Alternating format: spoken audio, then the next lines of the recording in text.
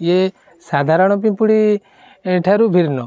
साधारण पिंपुड़ी आमर ये देखा लाल किंतु ताठारू आकार टिके बड़ किंतु ये कामुड़ू ना आ देह मुंड चढ़ी जाती। जदि आम या चढ़ी जाती आम हाथ मारी दौचु देहरु जो रसटी बाहर पिंपुड़ीर से गुड़ाक आमको कुंडे होवा फल फली जाऊँगी देह मुंड सारा शरीर फली जाऊँगी।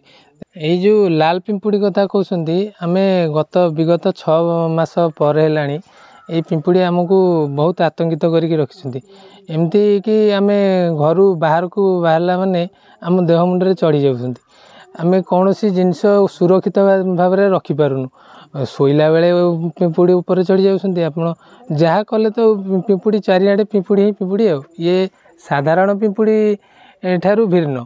साधारण पिंपुड़ी आमर ये देखा लाल किंतु ताठारू आकार टिके बड़ किंतु ये कामुड़ू ना आ देह मुंड चढ़ी जाती। जदि आम या चढ़ी जाती आम हाथ मारी दौचु देहरु जो रसटी बाहर पिंपुड़ीर से गुड़ाक आमको कुंडे होवा फल फली जाऊँगी देह मुंड सारा शरीर फली जाऊँगी। आम दादा हे आ भाई हे से गोड़ सेमती फलिकी बहुत चिकित्सा फल भल होती।